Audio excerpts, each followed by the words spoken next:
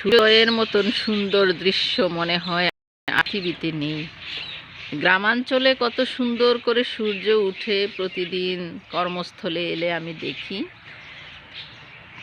পাখির উড়াউড়ি, পাখির কলকাকলি দেখছিলাম। আর ভোরে ওঠা এত ভালো যে সবাই জানেন, তারপরেও শয্যা ত্যাগ করতে পারেন না। এজন্য বলা হয় অতি প্রত্যুষে শয্যা ত্যাগ করতে হবে। তো এরপরে যখন আপনি নিজের হাতে গাছ লাগাবেন, গাছের পরিচর্যা করবেন, এতে মন ভালো হবে।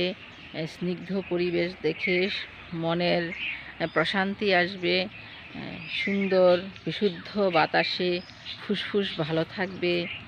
আর এই যে চলাচলের কারণে এক্সারসাইজ হবে, শরীর ভালো থাকবে। তো একটা মেহগনি বীজ দেখাচ্ছি। এই যে মেহগনি ফল আপনারা জানেন বিরাট বড় বড় ফল হয়। সেই ফলগুলো শক্ত মজবুত, পেকে গেলে ঝরে পড়ে যায়, তারপর ফেটে অনেক শব্দ করে পড়ে যায়, ফেটে বীজ বের হয়। এগুলো এত শক্ত ফল, কারো মাথায় পড়লে মারা যাওয়ার সম্ভাবনা রয়েছে।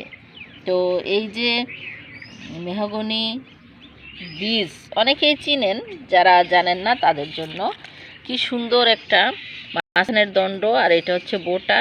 এটা একটা খসখসে বা শোলার মতো পাতলা, তার চারদিকে সুন্দরভাবে থাকে এই বীজগুলো।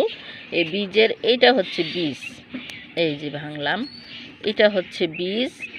আর এই যে পাতলা, আল্লাহ পাকের মহান আল্লাহ পাকের সৃষ্টি, এই পাতলাটা হচ্ছে বাতাসে উড়ে যাওয়ার জন্য এইভাবে বীজগুলোর সাথে লাগিয়ে দেওয়া আছে এই পাতলা আবরণটা।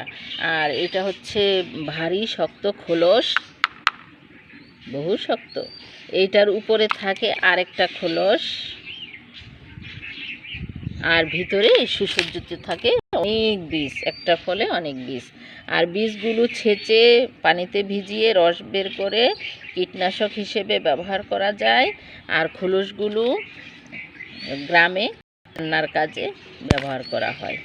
আর মেহের কাঠ অনেক মূল্যবান, তো আপনারা এই গাছটি লাগাতে পারেন।